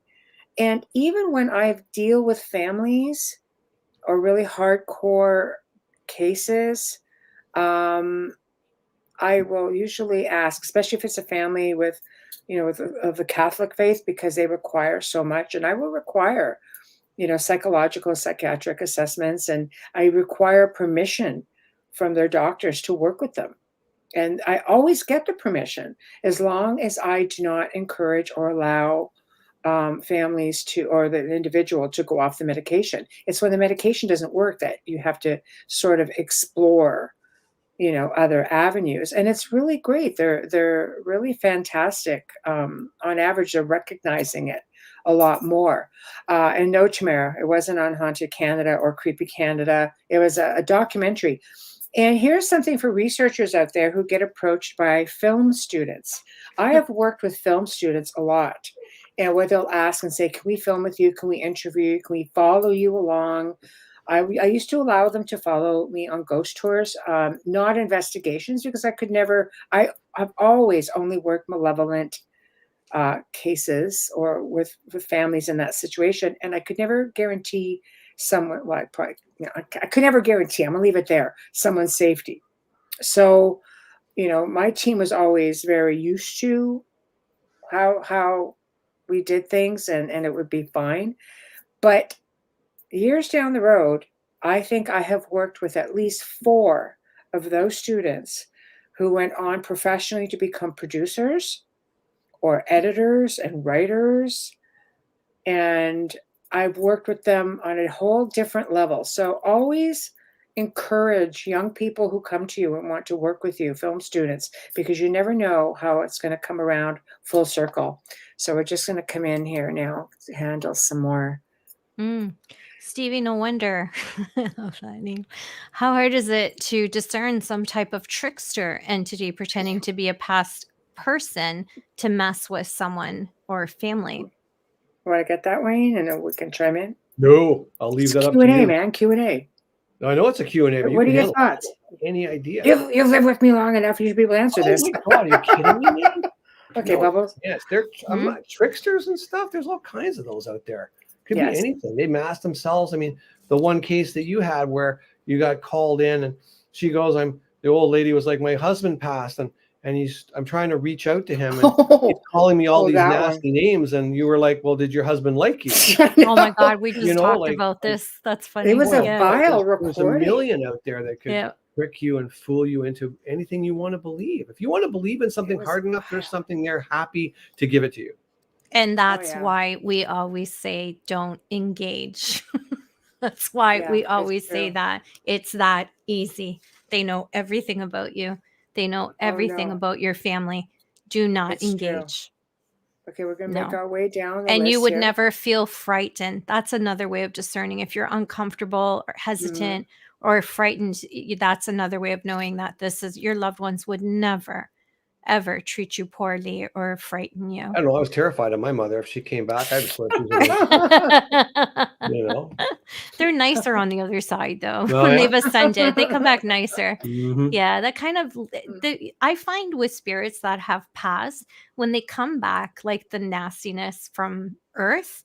I'm not saying your mom was nasty. I'm saying like if they come back with sarcasm or they were sarcastic. No, I'm not going to engage with that. But if they were sarcastic or something, they may do that just to prove that it's them. It's not necessarily who they are once they've ascended, because that baggage is all left behind. But they may use it to help, prove that it's them through the medium. Eat your Brussels sprouts. I'll clip you. That would be all I do. Okay, hold on. No Marmite and toast. Okay, hold on. Sorry, I'm trying to catch. Yeah, I am making my way. No problem. Yeah, we have quite a few. Yeah, I'm making my way. So I have to go in order. We have 7 chats, and 3 of them are YouTubes, and 4 of them are Facebook. So yeah. Okay, hold on. Now, the next one was, uh, okay, yeah, I guess we can do this one. Okay, this is a question. Okay, Knights asks, can Yeah. mirrors allow you to travel to other realms? Or can only spirits use them? I've been told that you can. Just wondering. Well, I don't know. I believe anything in energy form can do many things. I believe when we are in sleep state, we can do many things. You can do astral projection, out of body experiences. I don't know that you need mirrors for that. However, there is a theory that if you do face two mirrors together, they can create portals, which would allow for other energy beings or dimensional beings to come through. Not So recommended. we've seen, You yeah, did that by don't do Not accident. this at home, recommended. folks. Say so. Yeah, Don't call us. We just gave you the warning. Do not try yeah, this at home. yeah, exactly. Sorry, what? Yeah. No, I Wayne? said you did that on my say so by accident at one of the houses that we were doing some work on, and you said, "Well, I don't want to put the mirror up there," and I'm like, "I think it'll be fine for 5 minutes. Don't worry about it." And put it up, and then went downstairs. We could hear walking all around on the It's true. floor of the other house. Like, Oops. okay, Yeah, don't it's listen true. to me. Go take the mirror down. Yeah. I Put a know, sheet it's in true. between them if you have to pile them. And you don't want it to face an outside window either. And I'm pretty sure that's part of Anything feng with shui as reflection. well. But even Yeah. feng shui, I believe, no doorways, no how people Mhm. like to put mirrors in front of their doors. So when you walk in, the mirror's there. No, no, Yeah. no. No, exactly. It's a Okay, here's bridge. another I one. see it as a bridge. Angie, hi Angie, welcome. My aunt had a carpenter in to do work over 7 years ago. She asked me to hide a bunch of keys. During all of this, my aunt broke her femur and my mom passed away. Oh, I'm so sorry. sorry. I still can't find the keys. Oh, That's yeah, crazy. Yeah, you almost have to, yeah, I ask for think you have sure. to kind of like sit down, let it go for a minute and let it come to you. I feel like the anxiety is overreaching and blocking what you're not seeing, if that makes any Okay. sense. I don't usually throw that kind of stuff out on air, but No, it's okay. That's good. Help her out. I hope so. Um, Tamara, our third host. Wayne, was your first experience of paranormal start with the manor? Ghostly speaking, I would say yes. I didn't really have a whole lot of that going on in my life. I had a what they call a near death experience, but for me it was a death experience, and it sort of all the paranormal stuff started after that. And that would have been I would have been between 28 and 30 years old at that point in time. Got to do the big ride in the manic sail ship across the dark water towards the light, and it was pretty spooky. But after that, that's when all that stuff started. I had a really weird experience when I was like 4 years old. I was at my birthday party, and my parents were staunch, hardcore English. My dad was in the Navy, and my mom was in the Army. It was hard. Can I tell you what my upbringing was like? Holy man! But so they decided to have a party for me, and I was like blown away. I remember being with a bunch of kids in the living room, and we're all getting cake, and there's party going on and stuff. And I can remember stopping dead in amongst all these kids and like literally like looking down at my hands and looking down at my body. And in my mind, I'm like, my God, I'm a child. I'm a child. And I passed out. I He woke came up, I was back. covered in puke. My parents took everybody home. And that was that. I don't know if that was Oh, normal or not, but it was Oh, terrible. that's an Ant-Man moment from Marvel's the last the Avengers last show Endgame. He I comes don't know, back man. and I he's was, I like, was, I was a "What? little kid. Never got over that. Wow. all right. It's we Too have to take cool." our break. So Yes. sponsor D, and then we're gonna have to play a couple of promos. Okay. Yeah. You I'm like half asleep today. You miss a week and you lose it. I know. I You are know. listening to The Outer Realm with Michelle Desrochers and Amelia Pisano, coming to you live from the beautiful city of New Orleans or New Orleans. I got to learn how to pronounce that New properly. Orleans. Yeah. We are currently on 105.3 and 107.7 FM, as well as streaming live and archived on Roku. So if you're new and you're watching us on Roku, please share us with your friends. And thank you for being here tonight. Please try to hook up on Facebook, join us in chat. So there's still a little bit time left in the show, and you can participate with our Q&A. And our special guest tonight, our dear friend and author of the Vampyre Tales series, Wayne Mallows, is here tonight answering questions and sharing stories. If you are just tuning in, don't worry. You can stream our archives on any platform that you normally use. But then again, don't forget to share us with your friends. We send Tamara after you. Just saying. Just kidding. Saying. Kidding. Yeah. I need coffee. Speaking of coffee, a huge thank you to the amazing people at Folgers Coffee for sponsoring our show and continuing to sponsor our show. We absolutely love you and appreciate you. A huge thank you for our intro and outro and lending his voice, Dr. Snick, the Sonic Surgeon. Justin Snicker, award-winning composer and musician. You can find his music on Amazon and Bandcamp, and check him out on Facebook and Instagram, where he's dropping clips of that music all the time. Now, if you are watching us on YouTube or on Facebook, you see that little subscribe and like? Please click those, and again, share them with your friends. And as Tamara says, like, share, and subscribe. Thank you. Okay, kids, it's promo time. Here we go. Hey there. It's time for you to get out and nominate your favorite podcasts. There's an amazing show I want you to consider for the People's Choice Podcast Awards. The News on the Flip Side, in the category of politics and news. News on the Flip Side is a much different news and political program which is not deemed as opinion news. Listen as Joe Montaldo brings to you just the facts from trusted sources, which will allow you, the people, to make up your own minds on the various stories being reported on. Go to podcastawards.com to nominate News on the Flip Side in the category of politics and news. That's podcastawards.com, and please take a moment and do it now. It's time for you to get out. And more. It's time for you to get out and nominate your favorite podcasts. There's an amazing show I want you to consider for the People's Choice Podcast Awards. Writers and Illustrators of the Future podcast. In 3 categories: education, storyteller drama, and art. For 4 years, the Writers and Illustrators of the Future podcast has provided advice and tips from international best-selling authors, world-class artists, contest judges and winners, and industry professionals based on the world-famous Writers of the Future contest created in 1983 by L. Ron Hubbard to help the aspiring writer and artist no matter their age. It is dedicated to the future of storytelling and art by showing that it is never too late to start, and those who make it are those who never give up. Go to podcastawards.com to nominate the Writers and Illustrators of the Future podcast in any or all of the 3 categories: education, storyteller drama, and art.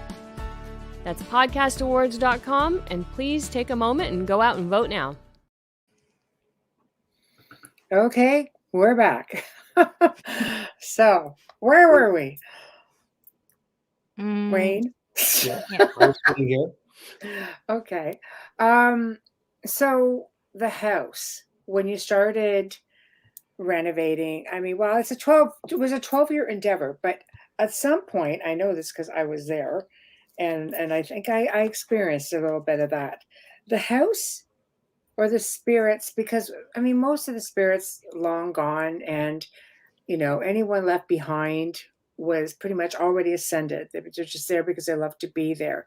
Did you start noticing that they were aware that maybe you were preparing to leave and right? Yeah.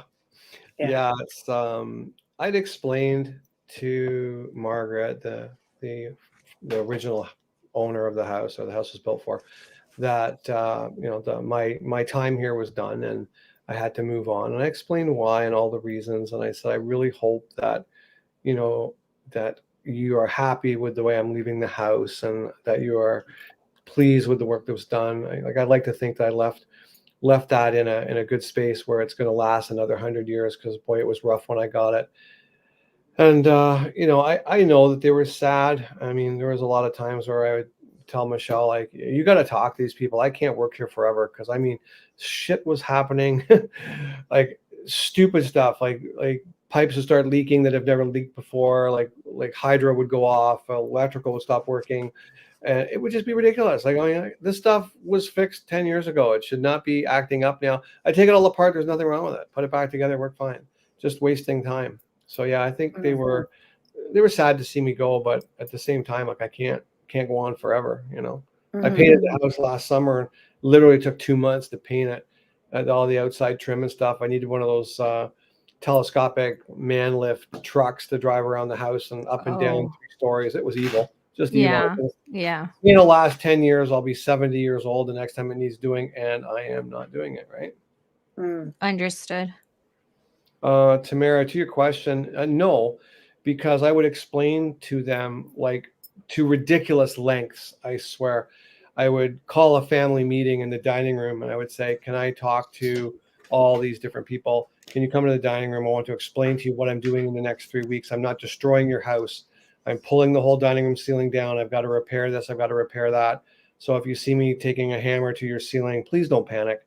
I'm going to put it back. I just need to make it better than what it is right now. Well, they're highly intelligent people. Never had a problem with them interfering with my tools going missing or getting pushed or shoved or anything like that. And that was based on a question that says, when you renovated, did the activity ramp up? That's right. Right. Okay. While we're on that topic, though, they were very instrumental in helping as well. I'd often ask questions. Michelle was there with a pendulum one time, and I said, I need to know some things about this house. Can you help me?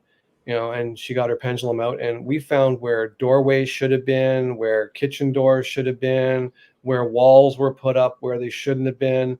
It was quite incredible. When we started digging into the house, sure enough, that was exactly the case. Pretty incredible. Yeah, it did have a voice in many different ways. Here's a comment, Bubbles. Nice. Says, story. I was born with a heart condition and I've been close to death throughout my whole life. I was told that I have one foot in this world and the other in another world. That makes a lot of sense for me. Well, I hope everything gets better for you, Knights. Yeah, me too. I've always been told I've walked both sides. Yeah. I'm pretty healthy. So you're probably gifted. When my mother probably gifted. Close to passing, it went on for quite a bit. And in hindsight, I mean, it sounds morbid, but I kind of wish I could have videoed it or at least recorded some of it, because some of the stuff that she said was absolutely incredible. And she would have no way of knowing any of this stuff. It was just wild. She was, very, I won't put her down by saying she was simple, but she certainly didn't get involved into this kind of stuff that we're into talking about tonight. And one night I came in to see her in the hospital, and she was quite comfortable. She saw me come in and she said hi. And I went to walk around the bed to see her, and she goes, "Oh, don't go that way." She goes, "There's a watcher standing in the corner, and I just don't want you getting near him. Just come around this side and sit on this side." I'm like, a watcher? Are you kidding me right now? My 93-year-old mother is talking about a watcher in the bedroom. Are you kidding me right now? It's amazing what they can see. Yeah, so definitely one foot on one side and one foot on the other. Your mother was like seeing all kinds of things. When you have somebody who's like close to passing, or who, they may not even realize it, but when they start listening to some of the things that they're saying, they're going to tell you, they're having paranormal experiences. They are communicating. They are seeing things. I laugh at some of the stories that you would talk about, because she thought she was waiting on a train platform with her baggage and couldn't leave. Like, the night you saw her, she should have passed. She passed.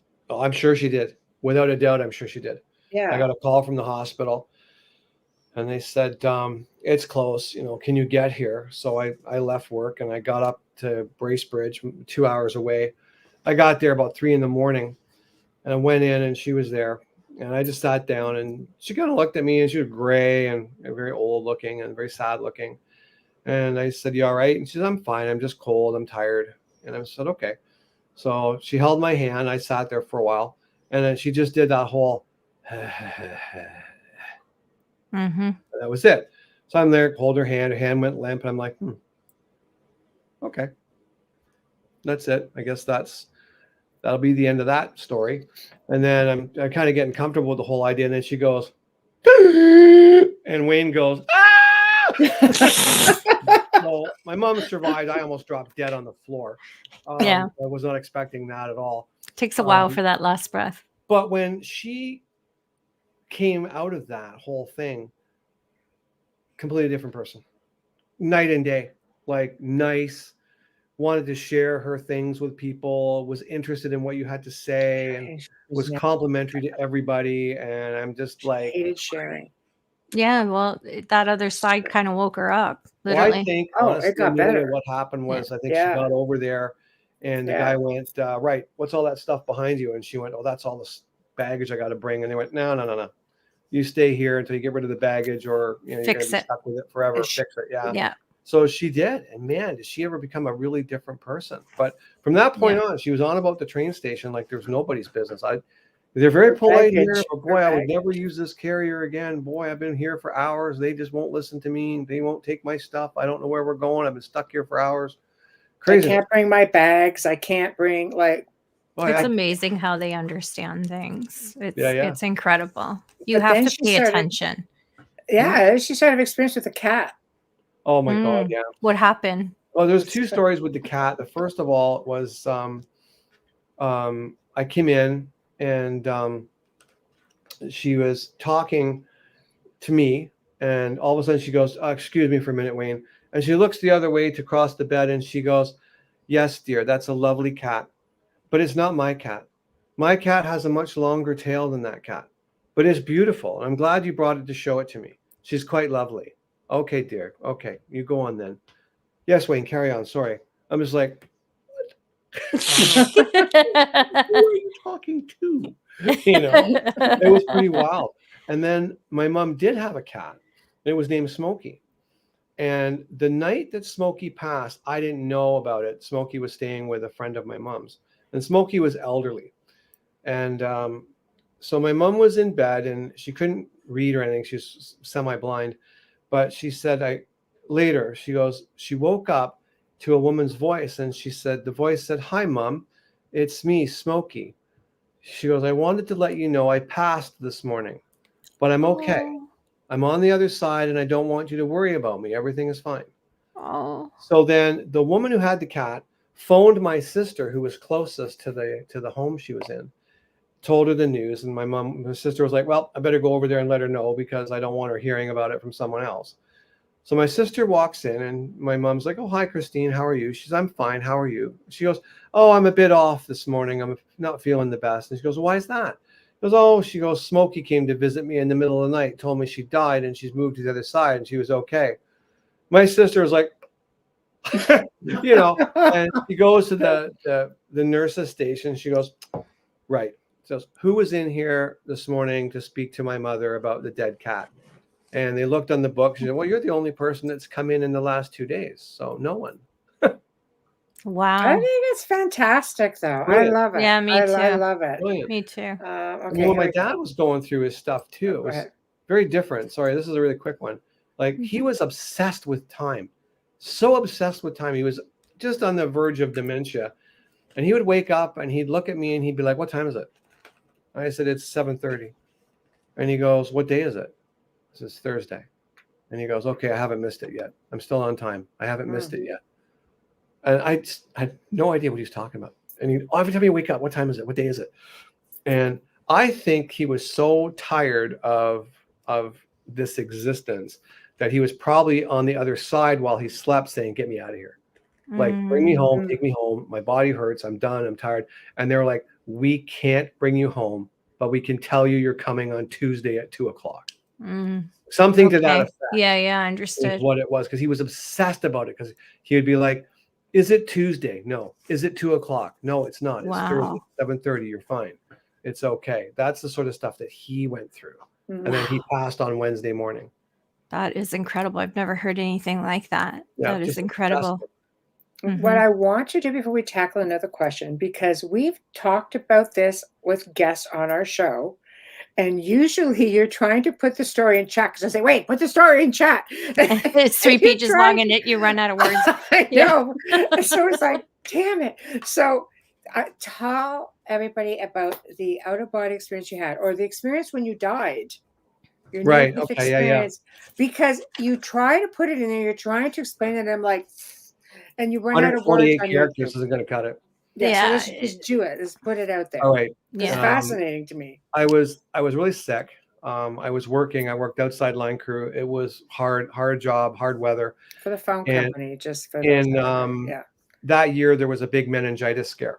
Like they were just like overrun with meningitis problems and stuff like that. So it was flashing everywhere. Like if you got a fever and you got this and you got that and you got the other, like just go to the hospital. Do not pass go. Do not collect $200. Go directly to the hospital. Don't show up to work. Yeah, exactly. Yeah, So especially. I was not feeling well. I went to the walk-in clinic. I said, like, can you just check me out? Because I want to be sure I'm okay. And they were like, you have every symptom but one. Like, just go home, rest. If your fever spikes, go to the hospital. Don't go to a clinic. I'm like, okay. Went home, went to bed, got up a few hours later, fever's out of sight. Get to the hospital, line up, usual. So I get in, I said, this is what I got. I'm concerned. They were like, yeah, have a seat, be a while. I'm like, yeah, I know. Life is like that. So I'm a very patient individual, but it literally felt like I had an axe in my forehead. Like somebody was like just driving a wedge into my head. I was like, never had a headache like that in my life. And I'd been working a lot and I was under the weather big time. So time goes by, I get up and I walk to the nursing station. And I said, hey, I'm sorry to be a nuisance, but like I am dying. Like I'm literally dying. How long will it be? And she goes, oh, maybe 20 minutes, maybe 30. I'm like, okay, that's fine. And I turned around to walk away and the whole world just did that. And I was like trying to keep up with it, right? And that was it. I don't remember anything else. I don't remember hitting the floor. I don't remember if somebody caught me. No clue, no idea. And next thing I know, I'm in what I call like an old sailing vessel, like a Spanish galleon, like it's got the big high point at the bow and the big high point at the stern, and the captain would steer it from the back, and 3 masts and sails and everything. So, but it's dark, it's black, and the seas are rough, and but the boat didn't do any of this. It was just dead state in the water, going along. Strange, right? Yeah, didn't pitch or roll, nothing, dead calm. But the water coming over the sides and just waves, and I look around and I'm like in the lower part of the boat, but I'm still outside.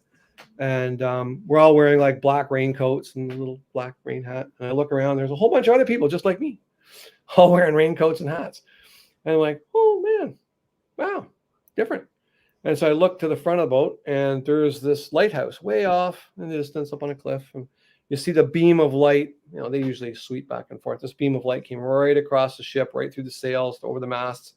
And I'm kind of like, where's it going? And I look back, and there's the guy steering the ship is in a black shroud, right? And he's got his hands on the wheel, and that light goes boop, right into his face in that shroud. But you couldn't see his face. It was just like a white ball of light in his face. And I remember looking at that, looking back at the lighthouse and going, oh shit. This is bad. This is really bad. I think I'm dead. And I'm trying to fathom it. Like, and just logically try to like, what's going on? And then in this ear, my right ear, I heard a really sort of benign, pleasant woman's voice say to me, do you want to stay or do you want to go? Just like that. Like, it was not like, dun, dun, dun.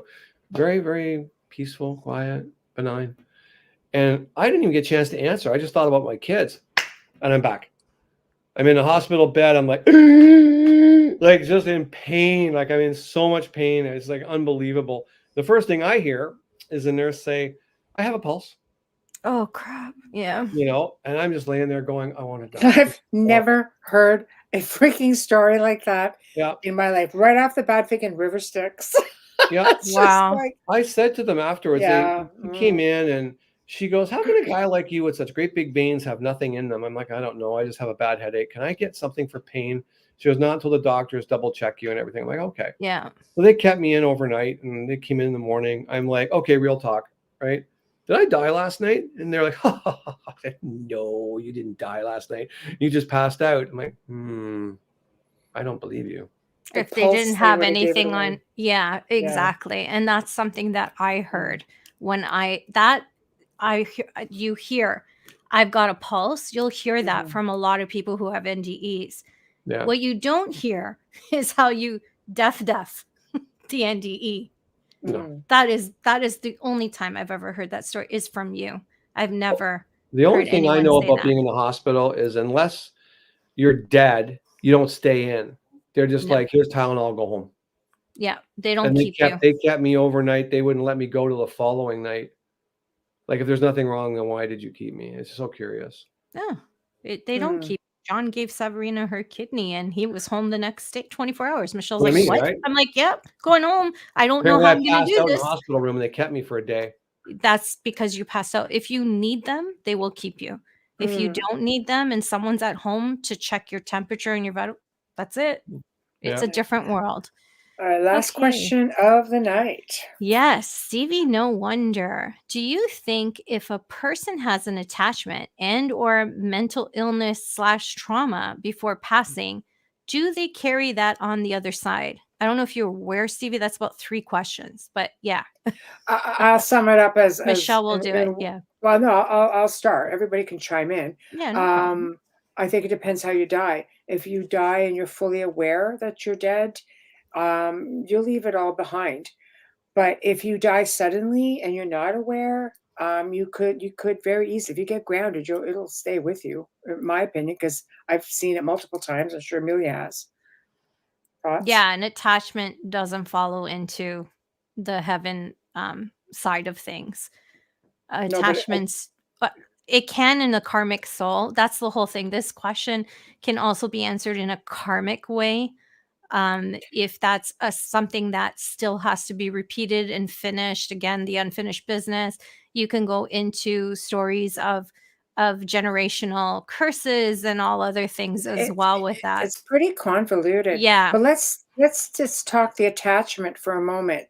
This is what I try to warn people who like to play with things, and they end up with something and they think it's no big deal. These attachments, depending on what type of entity it is, for example, take that very seriously.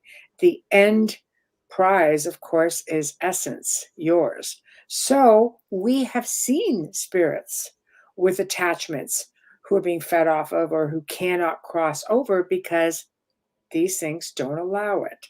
So be careful what you wish for in life. Be careful what you do. And because even if you're aware of your passing and you have a non-human attachment, an entity, you can pass and be fully aware. If it's got a hold of you, it's called an attachment for a reason. If you're stuck, Yeah. it can keep you there, and they've been known to torment spirits who are grounded. So It grounded, yeah, but passing to the other side, you can't there go you well. can't go The over other with side, the attachment. the Yeah. other side can be simply grounded. You're in the Yeah. physical, but you're in the ether, you know. I think if you mean completely crossing over into the light, no, none of that goes with you. I don't think you can take it through. Wayne's story with his mom was a prime example of that. Do you have any last Absolutely. words, Wayne? Oh, many. All right. All right, go Yeah, nuts. no, I think just one of the things I wanted to talk about that you and I had just recently talked about, nothing so much to do with the paranormal, but just in the state of the world right now, is energy. And Michelle and I talk a great deal about energy and how that we're energetic light beings on a physical material journey. We're here to learn from that. And I think what I'm noticing right now in the world, like there's so much short-temperedness, so much anger and frustration and all that. And it's no wonder, because as energy beings, we draw our energy from basically a soup bowl of energy. And if all we ever put into that soup bowl of energy is negative energy, well, eventually that's all we can draw from. So it gets bigger and bigger and bigger and worse and worse and worse. Like it's like peeing in your stew. If everybody does it, it just tastes like pee after a while. So I think for me, I'm trying so hard to put out a lot more positivity than being upset all the time. And I think if everyone can just take a breath just for a minute and just like, oh, that flower is really pretty, or look at that little cat, or that's really sweet, or something nice that goes into our cosmic energy food source. And we can't just go get another cosmic energy food source. We can't. So if we ruin that, then our soul being, our energy being has nothing to feed on. So we're kind of screwed. I agree. I think that's a nice way to end off. Try to have happy thoughts, raise your vibrations, and positive vibes attract other positive vibes. Careful what you put into the collective. Make sure it's all, really positive things, and that's what will come back to you. So how does everybody find you? They can't. I hide. He's not on Facebook. Yeah, I don't do social media at all. No. Yeah, man, that's not fun at all. Right. Zero. But Right.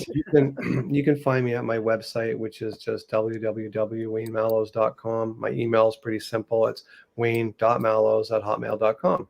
And fire me an email. If I don't get back to you, maybe I went to the spam mail, shoot me another one again. I'm busy, but I'm not that busy. I try to get back to everybody that I can. Now you're not on social media. No. Lucky man. Sorry. Lucky know. man. That's a big negative. I know. And so if anybody wants your books, they will get to you through Email. waynemallows.com. Just go to the website, read them over, see if you dig them. If you dig them, shoot me an email, and Right. we'll figure out how to get you a book. Here in Canada, postage, we want your arm for postage, so just be aware of that. Like, I don't make Yeah. any money on the postage, nothing. That's just what Canada Post charges Mhm. us to ship it out. Right.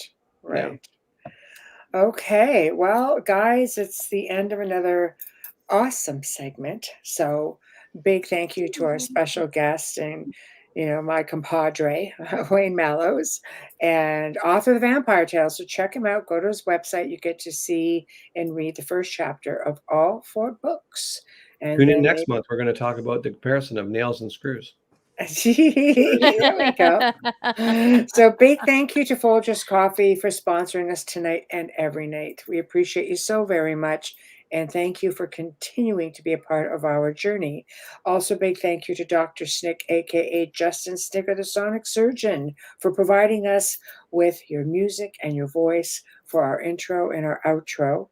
Big thank you to Steve McGinnis for the artwork for our banners and all of our promo here. Thank you. If you enjoy the show, guys, please like, subscribe, follow, share, you name it. We appreciate you. If you want to be on the show or you would like to see someone on the show, or maybe there's a certain topic you would like to see addressed, please just email us at theouterrealmcontact@gmail.com, theouterrealmcontact@gmail.com, or go to the Outer Realm Facebook page and just click email. It will take you right to us. Tomorrow night, we welcome our dear friend, our producer, owner of United Public Radio Network and UFO Paranormal Radio Network, Joe Montaldo. And we're going to be talking about a lot of stuff going on with the new whistleblower stuff. And I've also started doing a little bit of research on another type of extraterrestrial. And it's relative, well, maybe not new, but it sure is new to me. So a little bit of confusion with them, and maybe we're confusing grays with these specific. I know. Well, there's some that are not as love and light as the others. So I was like, I want more info.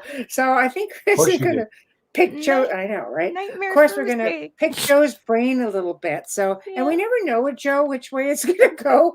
But I know it's always interesting and a lot of fun. So here's a couple more promos, and then we will sign off. And I hope you guys have a terrific weekend. Not a weekend. It's only Wednesday. Darn it! Somebody forgot to tell me it wasn't Thursday. Wait a minute, is it Friday? Did I lose I just the day? finished talking about our guest tomorrow night. I had a long day, people. I'm just going to leave it right there. We'll see you all tomorrow night. Chat. Here we go. All right, everybody, it's time for you to get out and nominate your favorite podcast. Yes, it is that time of year again. There's a show I want you to consider for the People's Choice Podcast Awards.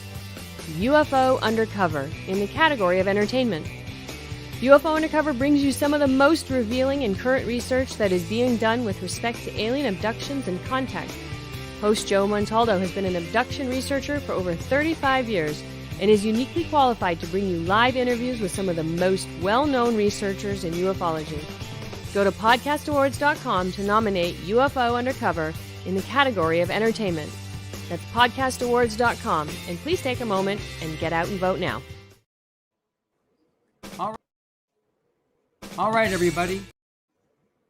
All right, everybody. It's time for you to get out and nominate your favorite podcasts. There's an amazing show I want you to consider for the People's Choice Podcast Awards. The Outer Realm in the category of Best Female Hosted Podcast. The Outer Realm is a very popular show hosted by Michelle Desrochers and Amelia Pisano, which boasts millions of listeners each week who are well known for and have been complimented on their very laid-back, roundtable style of interviewing. Together, this dynamic duo brings you the best of the best with guests from around the world who are well-versed within their respective fields of ufology, paranormal, esoteric, and other areas of high strangeness, and more. So go to podcastawards.com to nominate The Outer Realm